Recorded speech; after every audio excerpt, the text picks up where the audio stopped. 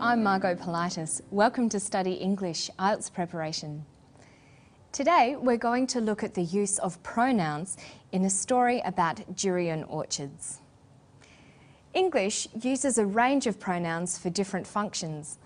For example, there are personal pronouns, possessive pronouns, demonstrative pronouns, and reflexive pronouns. Today we're going to look at demonstrative and reflexive pronouns. But first we're going to meet Laura Fitzgerald, a durian researcher.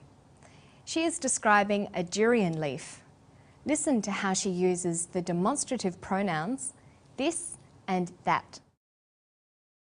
This is the underside of the leaf, and we're seeing it at a 406 times magnification. These are the hairs that you see here. This is one of the reproductive structures of the pathogen, and it's called a sporangia. And what's happened is it's been in a drop of rain, it's splashed onto the underside of the leaf, and it's gotten caught in the hairs, and it's what we call germinated and started to grow across the surface of the leaf.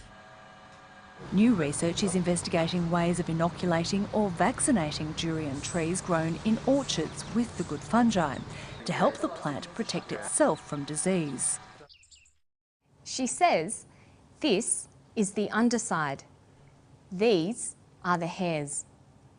Demonstrative pronouns demonstrate both distance and number, how close something is and how many there are. We can show this on a table. This is used for singular nouns that are near to you. These are used for plural nouns that are near to you.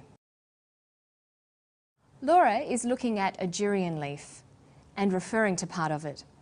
The leaf is very close to her, so Laura refers to it using the demonstrative pronouns for near things, this and these. This is the underside. These are the hairs. Now listen to Dr. David Guest discussing the effect of the typhoon on the durian orchards. In 1994 in Thailand there was a typhoon around Chanthaburi, which is the main growing area. What happened after that typhoon is that some of the trees were damaged by the strong winds, but after that typhoon there was an epidemic of Phytophthora, and some orchards were completely destroyed by that epidemic. He says, that typhoon, that epidemic. That is a demonstrative pronoun used with singular nouns that are far away. Those is used with plural nouns that are far away. The typhoon was distant or far away from the speaker. It was in Chanthaburi, Thailand. The typhoon was also distant in time. It was years ago, in 1994. This is why he refers to it as that typhoon. So demonstrative pronouns apply not only to spatial relations, near and far, but also to time relations, now and then. In both cases, the pronouns convey distance. Let's look at some examples. I like this new movie better than that old one. This movie means a recent movie, a movie close to now in time. That movie means an older movie, more distant in time. These biscuits are nicer than those. These biscuits means they are physically close to the speaker. Those biscuits are further away. Listen to Dr. David Guest again, using that for a different grammatical purpose. In 1994 in Thailand there was a typhoon around Chanthaburi, which is the main growing area.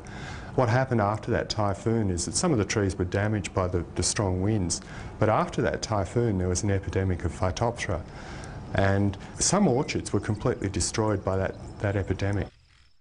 He says what happened is that some of the trees were damaged. The word that is not used as a pronoun here, but as a complement introducing what happened. We can remove that and the sentence means the same thing. What happened is some of the trees were damaged. You will see that used as a complement most commonly when reporting speech ideas or feelings. He said that.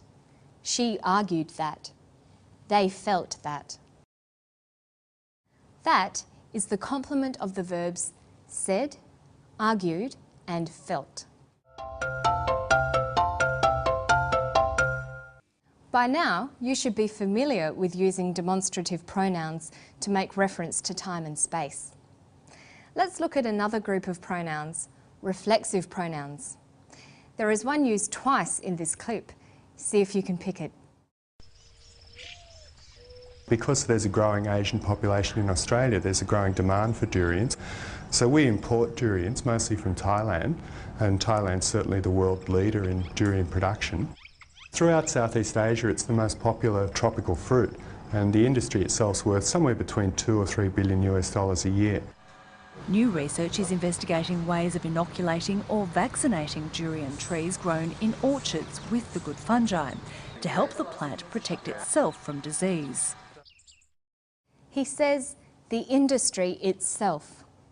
Itself is a reflexive pronoun. One of the functions of reflexive pronouns is for emphasis, to mean that person or thing and nobody or nothing else. For example, the house itself is beautiful, but the street is a bit noisy.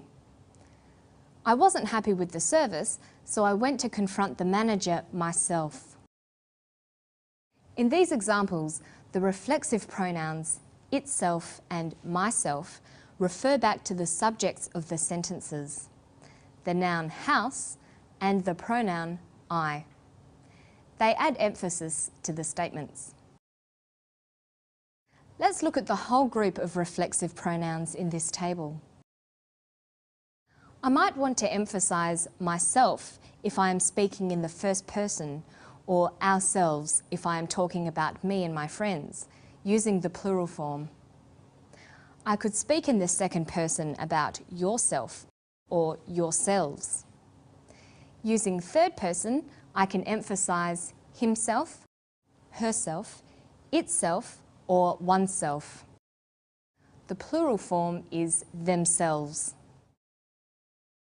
All of these words are reflexive pronouns that can be used for emphasis. Listen to the clip again. Because there's a growing Asian population in Australia, there's a growing demand for durians. So we import durians, mostly from Thailand, and Thailand's certainly the world leader in durian production. Throughout Southeast Asia, it's the most popular tropical fruit, and the industry itself is worth somewhere between $2 or $3 billion a year. New research is investigating ways of inoculating or vaccinating durian trees grown in orchards with the good fungi to help the plant protect itself from disease. The reporter says to help the plant protect itself from disease. The reflexive itself refers back to the subject of this clause. The subject and the object are the same, the plant. A common use of reflexive pronouns is to refer to actions where the subject and object are the same person or thing. For example, I cut myself shaving this morning, not I cut me. I got out of the bath and dried myself, not dried me. We made ourselves a cup of coffee, not made us. Okay, so today we've looked at pronouns. We've talked about demonstrative pronouns, this, these, that, those, and reflexive pronouns like myself, yourself, itself. To find more help on pronouns, you can visit our website anytime. You'll find today's story, transcript, study notes and exercises. That's all for today. I'll see you next time on Study English. Bye-bye.